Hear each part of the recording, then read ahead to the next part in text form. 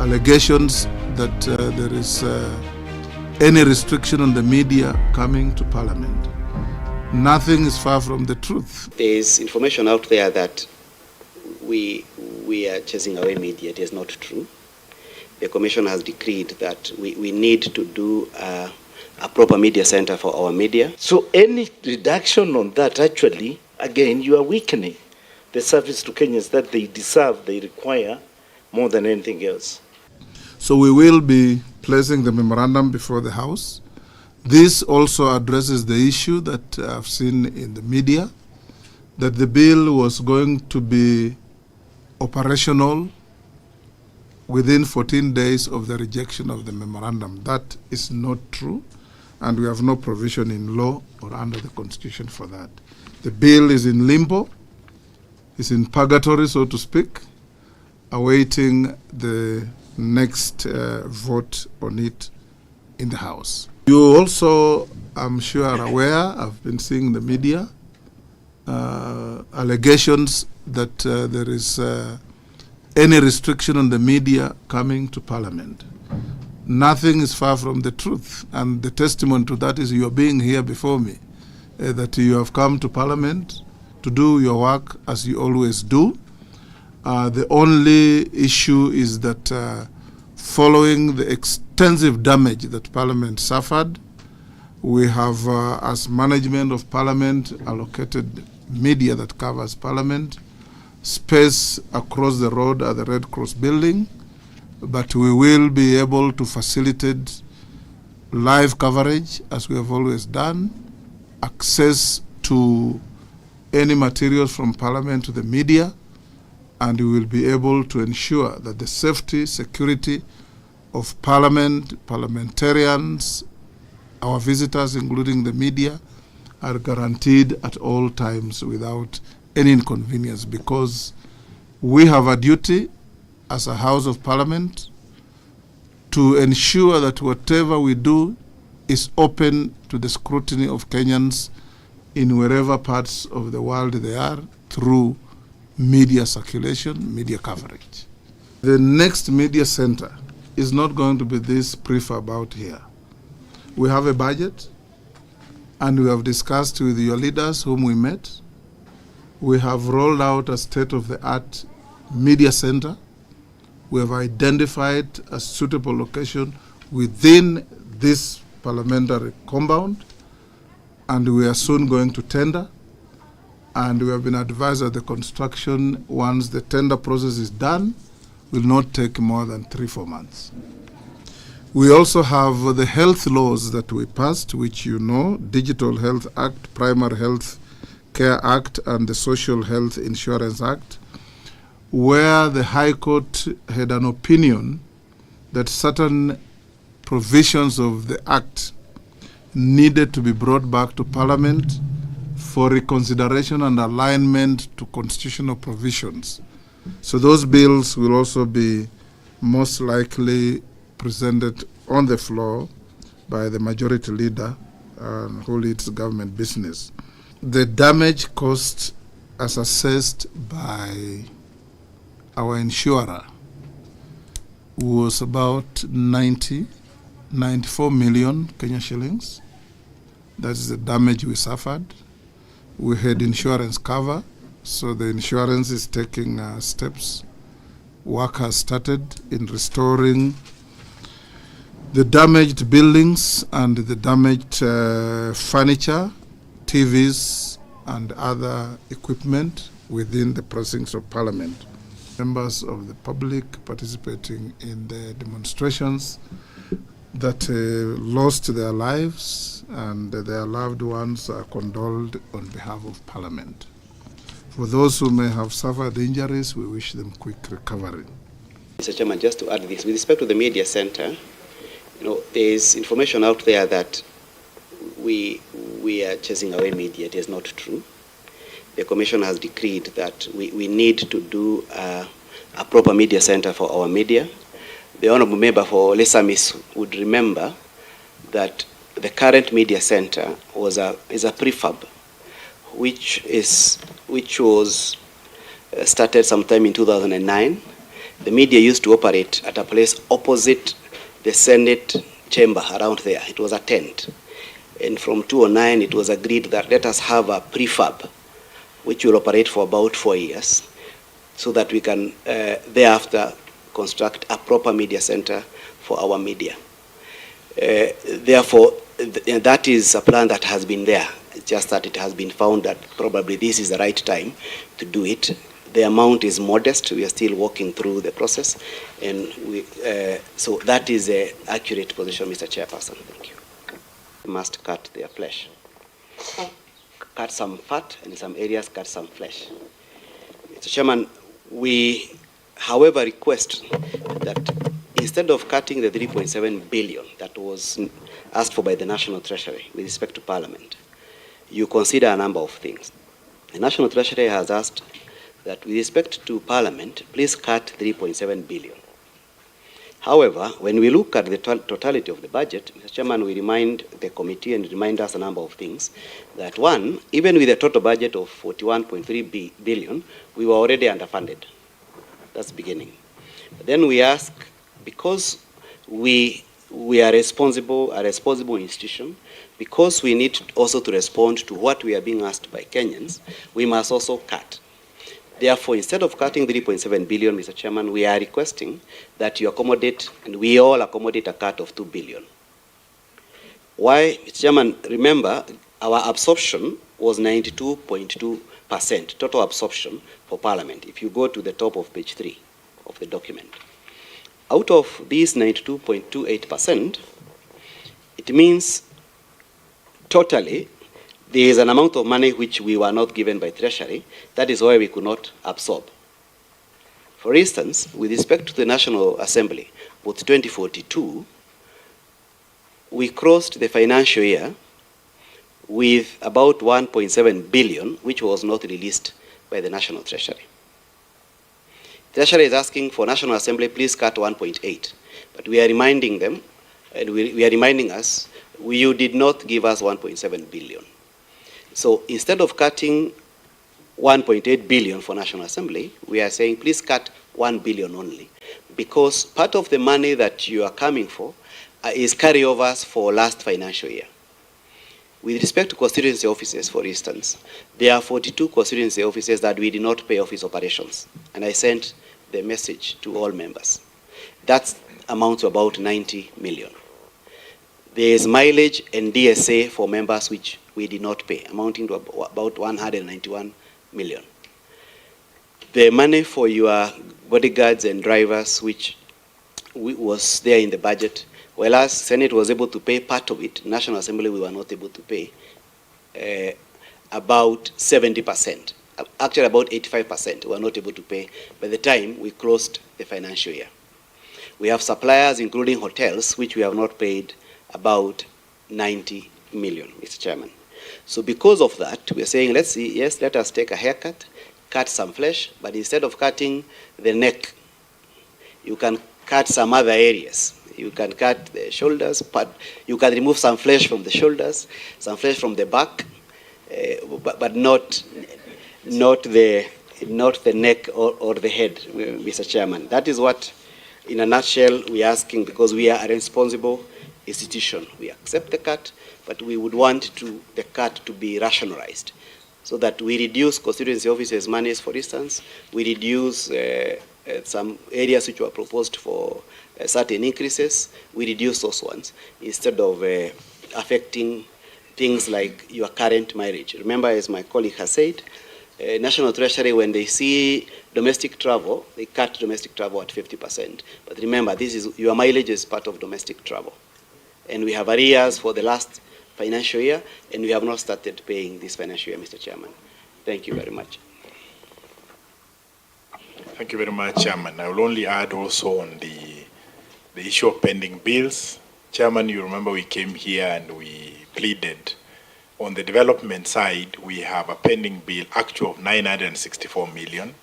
So if you're going to cut the commission, if the Treasury is proposing to cut the commission budget by 1 billion, it will mean that we will not be able to do anything in this financial year, because we are coming into this financial year with a pending bill actual of 964 million. Chairman, there will also be, like it has been indicated, a number of projects that have to be undertaken, even quick ones. For example, we need to put up a media center for the media. We need to refurbish some of the facilities to move staff from the main parliament buildings to this side. So there will be need for additional resources in the lines that we have proposed, and the Commission has made a proposal to reduce, instead of 1 billion from development, to reduce this by 500 million. Thank you, Chairman.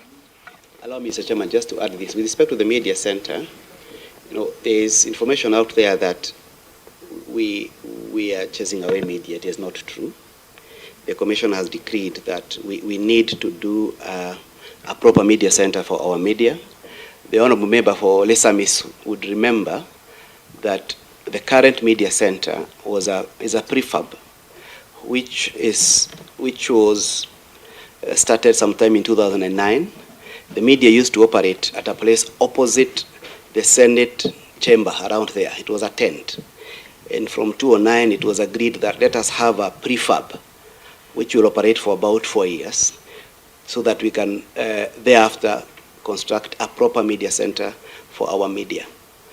Therefore, that is a plan that has been there. It's just that it has been found that probably this is the right time to do it.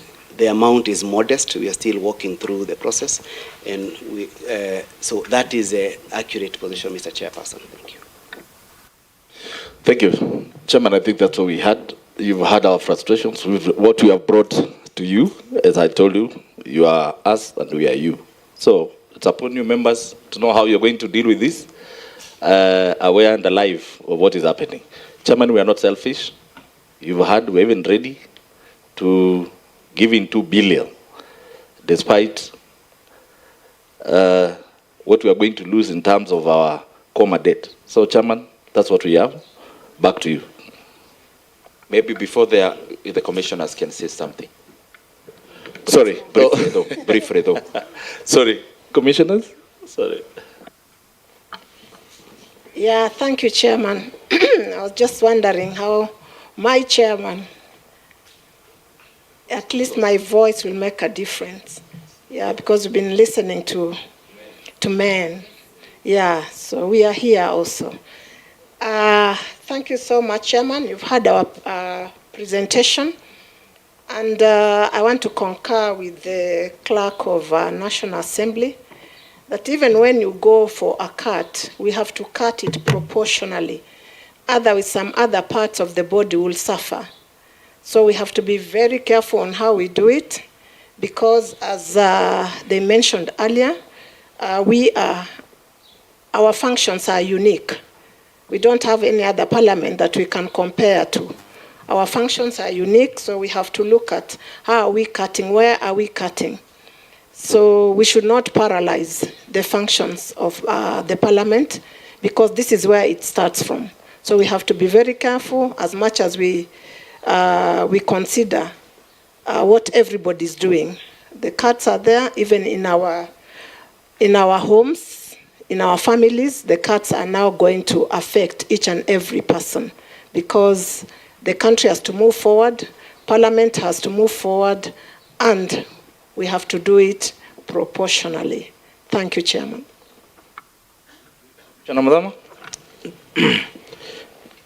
Chairman, from the time the finance bill came to be in place and the debate started, as a concerned person, concerned with the lives of Kenyans, I looked at certain areas, actually, which if they are considered seriously, we will be able to move this country forward. Chairman, one reduction that should not take place is CDF money. Today, and this is through experience, is any project that can make Kenyans quiet is initiated through CDF. So any reduction on that, we are giving a pitch outside there that the government is not performing. And on top of that, those projects actually land on Kenyans and the Kenyans who need to be served by the government. The other area, Chairman, I thought should not have reduction is Minister of Education, also education sector. Chairman, that area, any reduction that is taking place there is pushing this country backwards. The more educated we have, Chairman, in this country, the more chances of solving problems. Chairman, the other area I thought of was health sector. Surely, it's not the talk we talk there, give Kenyans food, give Kenyans food. Chairman, give Kenyans good health. They will produce food for themselves. So health ministry should not be touched. The other area, Chairman, is judicial system. We have cases with Kenyans that has gone as far as 20 plus years. They cannot be dealt with because we do not have enough judges, Chairman. So any reduction on that, actually, again, you are weakening the service to Kenyans that they deserve, they require more than anything else. PSC, Chairman, this money goes around you people. This is where you at least you do away with the shame of non-performance. Because if your drivers are not paid allowances, Chairman, so what kind of an MP you are and how are you serving your people? Chairman, we came 2 years ago here.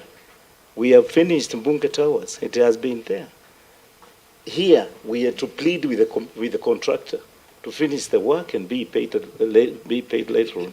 The money is not there now to pay those contractors. And now it is being suggested you would reduce what already has been there. And it was not to clear the outstanding, it was just to surface the pending certificates. And Chairman, the law is very clear. If you are served with a certificate of payment that you don't pay, you know what happens. If it is 1 million shillings, you will end up paying 1.5. The other area, and the last one, Chairman, is security. Security, Chairman. We do not have enough police officers, and that is why we are overwhelmed in any kind of a situation that takes place that requires security. So that area, Chairman, should not be touched. We can do away, we can wait even to dig dams. Chairman took from 1963 up to today. We are talking about building dams. We are talking about bringing water to the people. Where has it worked? It's only your money that you are getting now as members of parliament that can be seen to be working on small dams. But where is the grand national government dams that has taken place since 1963? Or tapped water that has been given to the people? Chairman, there are areas we need to do away a little bit. Tarmacking of roads, Chairman, in exchange with what I mentioned here, is not a priority. Wewe niambie huko Kiaru, ni siku gani ulisikia mtu akisema I could not go that side because there was no road? There is not one case that you can show. So I'm saying with what has been presented here, Chairman, and the refisting case, go and sit down and look at these areas. Work on this. Even the boss tell him these are the areas where Kenyans are opening their eyes to see how services are being delivered to Kenyans. I rest my case, Chairman. Allow me to allow the Honorable Commissioner who was working to introduce himself and to say something briefly. Thank you. My name is John Kenya, Senator of Laikipia and Commissioner. Chairman, I want to associate myself with this document, and I want to persuade this Honorable Commission to cede to our request, Chairman. Because if you cede to our request, Chairman will be ceding to the request of Kenyans, because we represent people of Kenya as a Parliamentary Service Commission, meaning by extension the Parliament. This is not only our document, but your document, Chair. So please, I would request when you are considering it, you give it a more thought comparing to when you are looking at the other sectors, Chairman. I rest my case. But Chairman, because I believe that when when you listen, you learn. When you speak what you know. I would prefer to listen. Thank you, Chairman. Thank you, Chair. Chair, Dr. Nyekal is following this process from somewhere. And he has just told me to inform CNN Njoroge that grafting meat is not cut from the back, but it's cut from the buttocks. So it's upon you to know where our buttocks are. Thank you very much. Thank you very much. I almost thought, why is Honorable Kenya saying he prefers to listen, then he's throwing the mic to me? You are trying to say what, Honorable Kenya? Thank you very much, Senator, for Laikipia and all the other commissioners and all the representatives of the Parliamentary Service Commission. And I want to agree with the chairman of our party, the former chairman of our party. You have talked like a representative of this committee. And that is the kind of openness that we know the Parliamentary Service Commission has. So we want to laud the Parliamentary Service Commission for seeing things beyond the money they manage, but seeing the entirety of our economy. That yes, everything needs to be funded, but everything has to be faced as a matter of time. And facing does not mean those things that are being faced for a later date are not important. It's only that some are more urgent now. And I want to really thank you, Parliamentary Service Commission, for being very open-minded. And what you are doing is what every other MDA does. They want more money. And therefore, you are just doing what you need to do. But fortunately also, you've been kind enough even to volunteer cuts.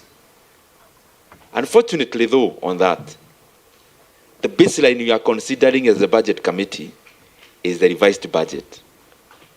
So when you say you are volunteering a cut that's already cut, you are literally telling us to increase more money. And there is no money to increase.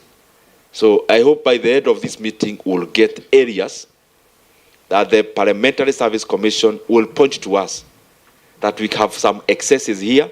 Please cut. Why? Money for electricity is zero, for example. And I agree with Senator Modama. We can do away with some of the infrastructural projects and go to the ones that touch households themselves. Like the things he has said, maybe in the development sphere, that would be electricity. So I wish, because we have some time, that we'll deliberate together and voluntarily. Parliamentary Service Commission is representing me. Me as Jede Nyoro, I'm willing to volunteer my travel budget to go to electricity, for example. I'm willing. Many members of parliament are willing to volunteer that instead of going for domestic travel, they are willing to meet in